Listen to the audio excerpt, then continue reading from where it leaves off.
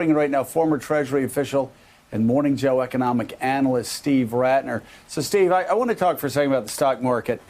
I haven't quite understood why the stock market has been up as high as it has been over the past month or so. I know it took a dip, then it started to recover, and then it occurred to me, and this sounds awfully cold and cynical, and I'm sure this thought's never crossed your mind, but a lot of investors are looking at these companies and understanding that they furloughed a lot of people, and understand that a lot of people that had jobs in buildings and brick and mortar buildings are not coming back after this pandemic is over. And so you're going to have a lot of companies that are going to save a lot of money by not bringing back furloughed employees to the full extent. And so the divide between Wall Street and Main Street probably even more extreme moving forward. Yeah, I think one of the things we learned from the great financial crisis is it's a little hard to save people without saving companies, because companies provide jobs. And so we have done a lot that has helped companies in providing payroll support and things like that. But I think the stock market is always a mystery to everybody. But in my opinion, I think what's mostly driving the stock market is the enormous amount of liquidity that the Federal Reserve has pushed into this economy, lowering interest rates to zero and not giving investors many choices. There's an acronym on Wall Street called TINA. There is no alternative. And that's sort of what stocks seem to be at the moment for people, perhaps somewhat unconnected to the actual fundamentals, because I agree with Donnie. The economy is still really soft. And by the way, not that it's relevant to this administration, but I'm old enough to remember Crazy Eddie, and he both went out of business and went to jail for tax evasion. That is true, Steve. We didn't want to bring that up, but anyway, you have some charts. We'll move on from Crazy Eddie and his legal problems to some charts that could help explain that unexpected jobs report number on Friday, and also I saw a couple of news items that said there was an undercount and there has been an undercount of the unemployed for several months now. Can you explain that as well as you're going through the charts? Sure. Let me try to put this in context. I think most of us did think unemployment was going to peak, if not in May, in June or July. We did think it was going to go a bit higher, maybe to 20%. It appears to have peaked. It appears to have peaked a bit earlier and at a bit less than as bad as we thought, not quite as bad as we thought it would be. But the principal driver for that, as we've all poured through the numbers, is the effect of the government stimulus program. And what you can see on this chart is the difference between how fast the government moved this time versus how fast it moved last time.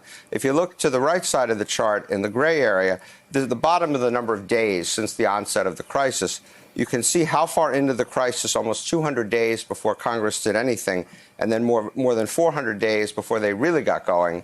And that got us up to a total of a little under $2 trillion of aid from the Congress side of the equation.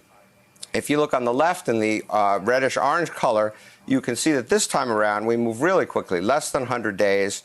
By 100 days, the Congress had voted on $2.5 trillion of money going into the economy, much of it going into the PPP program to protect payrolls, as well as unemployment insurance aid to states and cities, and so forth. And one other piece of this part of it is that the Federal Reserve has also been moving faster and harder than it did before. It's put out $6 trillion of stimulus in almost no time, relative to about half of that the last time around, and they're using a lot of the playbook from last time, so they were able to move faster. We learn lessons, move more aggressively. So we've put all this money into the economy, and you can see the evidence. The Payroll Protection Program, which probably everybody knows, which provides some aid to small business. You can now see what the impact of that is on certain jobs. So when you look at the biggest parts of the job creation last time, restaurants and bars, many of which are still not open, construction, dentists, laundry services, and clothing stores, these are almost all areas dominated by small business. I doubt that many more Americans were going to dentists last month, but this money allowed the dentists to provide 8 weeks of payroll and get their people back on the job. So I think this is where the big push that made the economy reopen a bit sooner than we thought might have taken place. Now, to your earlier point about counting, it is important to try to put all these numbers in perspective as to what's really going on out there. So if you look at the bars on the right, these are the last 5 months. But if you look at the bars on the right, you can see in the dark blue the 13.3%, which was the headline number we all saw on the news wires and on Saturday's papers. The little gray bar above that is another 3.1% that the Bureau of Labor Statistics, which produces these numbers, says was missed due to a classification error. That gets you to 16.4%. In addition to that, we have every month a certain number of people who are underemployed. They're working, but they'd like to be working at a more of a full-time job or working harder. And then people who are not even in the labor force, but they'd like to work. They just haven't actually gone out and applied for unemployment and tried to get in the labor force. And if you add those numbers up for May, you get to 27.7%, which is a more realistic number of how many are unemployed. That is still down a little bit from April when it was 31.6%. But if you go back to early in the year, including this very broad measure of unemployment and underemployment, we were more like 9%. So we're still in a situation where 30 million Americans, more than is normal, 27% of the workforce is still either underemployed or out of work.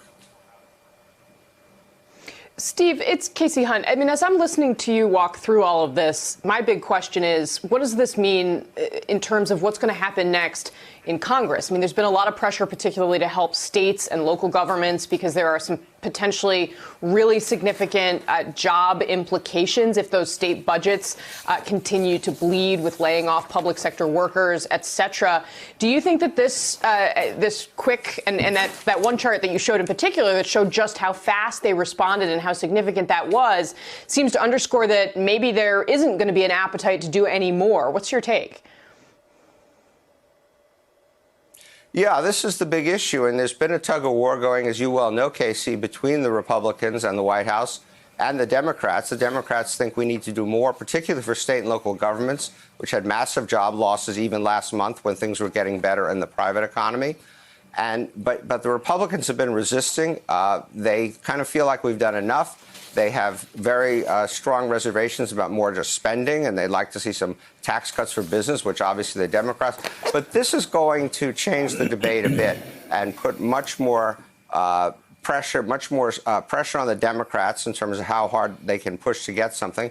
And it's going to cause the Republicans to be, and the White House in particular, to be much more restrained about what they want to do. And the irony of that is that some of these benefits, for example, the PPP is 8 weeks of payroll. That's going to run out soon. The increased unemployment insurance runs out at the end of July. And as I said, state and local governments are desperately in need of more money. So ironically, this good news may slow down Washington in terms of producing the additional legislation that many of us think is necessary to prevent the economy or to keep the economy recovering and prevent it from sliding back. All right, Steve Rattner, thank you so much. Greatly appreciated. And as always, your parting gifts are Rice-A-Roni, the San Francisco treat, and a $100 gift certificate to Crazy Eddie in any of the stores in the tri-state area. Have a great week. Bye, Steve.